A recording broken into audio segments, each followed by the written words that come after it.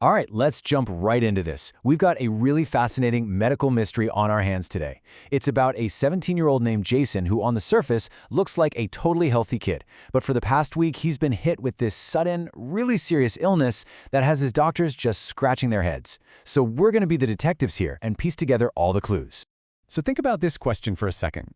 Can a simple teenage dare actually put you in a hospital bed? It sounds a little dramatic, right? But just keep it in the back of your mind as we go, because it is right at the heart of this whole story.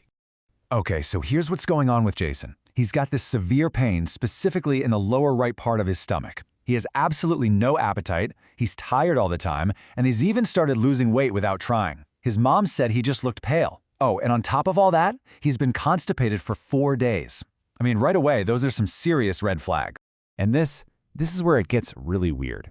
Despite all those alarming symptoms, when they run the initial tests, his vitals are perfect. Everything looks great. So we have a kid who feels absolutely terrible, but his body's numbers are telling a completely different story. It's a total puzzle. All right, let's get into it. All right, first things first, we're going to put on our doctor hats and just look at the hard medical data.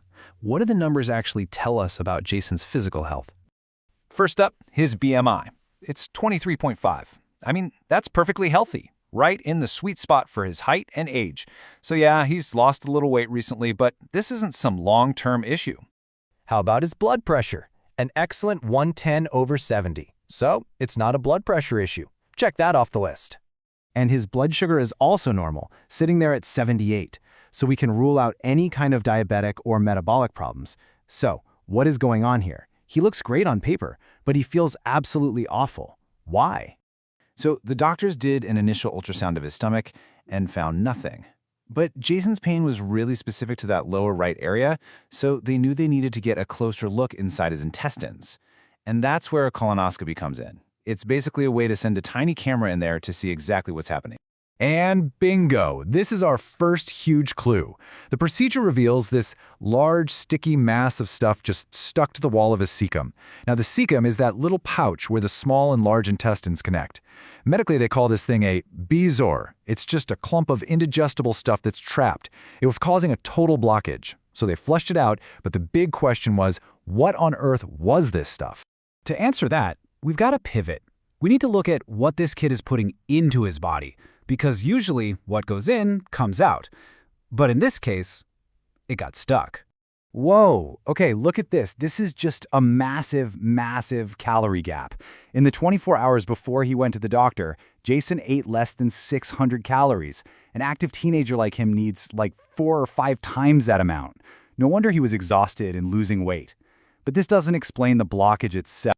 Now, let's zoom out and look at his normal diet, when he's not sick. And yikes, it's basically 70% processed foods and sugar. You can see fruits and vegetables are like barely even on the chart. This is a recipe for some serious problems down the line. And this table really breaks it down for you. He's drinking almost 48 ounces of soda a day.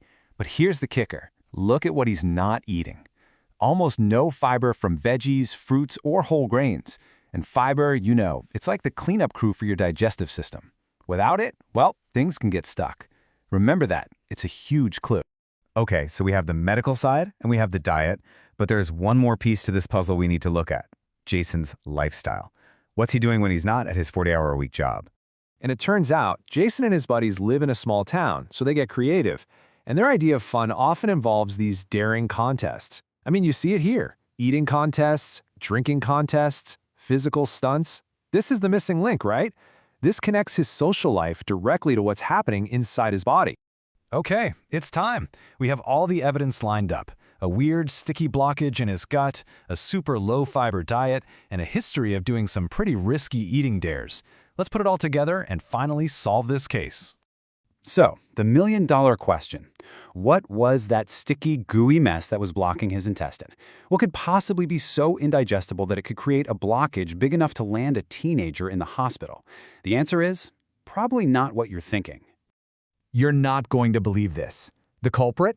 A massive sticky wad of chewing gum. It was likely swallowed in huge quantities during one of those who can eat the most dares with his friends. Okay, so how does this even happen? I mean, we've all swallowed a piece of gum by accident, right? It's no big deal. But this wasn't one piece. We're talking about swallowing dozens of pieces all at once. The base of the gum is indigestible, so it all just sticks together, forming this giant, sticky ball that's just too big to pass through that narrow little junction in the intestine. And here's where his diet comes back to bite him big time. A diet with a lot of fiber acts like a broom, right? It sweeps everything through your digestive system. But because Jason's diet had almost zero fiber, his system just didn't have the power to push that sticky gum mass along. It just sat there, getting more and more stuck, creating a really dangerous situation. So the good news is, once they got that blockage out, Jason made a full recovery. But his case is, wow, such a powerful lesson about how our medical health, our nutrition, and our lifestyle choices are all so deeply connected. So what are the big lessons here? So what can we take away from this whole crazy story? Well, it kind of boils down to 3 things. First, on the medical side, don't tough it out. If you have severe pain, get it checked out right away. Second, nutrition. Fiber is your best friend. Seriously, fruits, veggies, whole grains, they keep everything running smoothly. And finally, lifestyle. Maybe think twice about those eating dares. Fun shouldn't end with a trip to the emergency room. You know, Jason's story is pretty extreme, but it really shows how a bunch of small, seemingly unrelated choices, a bad diet here, a risky dare there, can snowball into a huge health crisis. And it leaves us with a really important question to think about. What are the small things you're doing every day that are, for better or for worse, writing your own health story?